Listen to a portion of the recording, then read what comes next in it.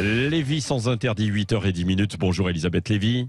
Bonjour, il faut dire à l'auditeur qu'on peut tout faire en même temps. Non, oui, c'est vrai. Bon, alors qu'une majorité de Français semble hostile, Elisabeth Lévy, à la réforme des retraites, est-ce qu'il est légitime de passer en force comme le dénoncent les syndicats ? Oui, alors en fait, de passage en force, on parle d'un vote par le Parlement élu dans des formes constitutionnelles. Si on gouvernait au sondage, on ne voterait jamais que des lois dépensières et à contrario, nos gouvernants n'auraient pas saboté le nucléaire sans la pression de l'opinion qui était à l'époque assez anti-nucléaire. Or, même les anti-nucléaires d'hier pensent aujourd'hui qu'il aurait fallu leur tenir tête.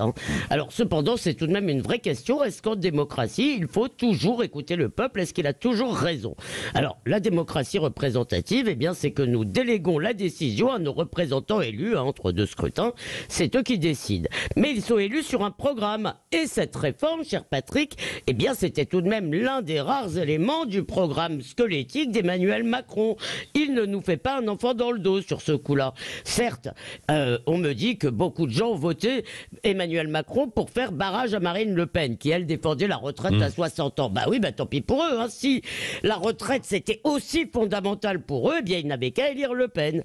Et puis, le peuple, ça n'est pas un agrégat d'individus, et l'intérêt général, ça n'est pas la somme des intérêts particuliers.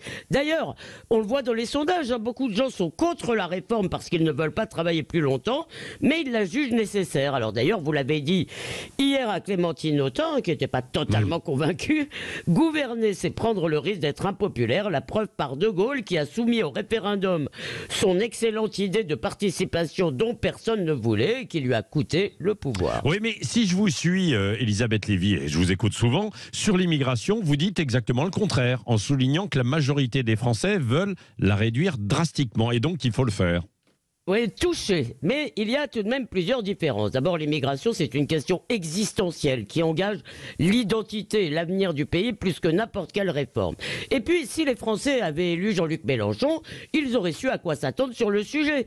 Mais comme Nicolas Sarkozy en 2007, Emmanuel Macron a promis un contrôle plus strict de nos frontières. Ce qu'on lui reproche, finalement, c'est pas de dire qu'il est pour l'immigration, c'est sa faiblesse et son impuissance à tenir ses engagements.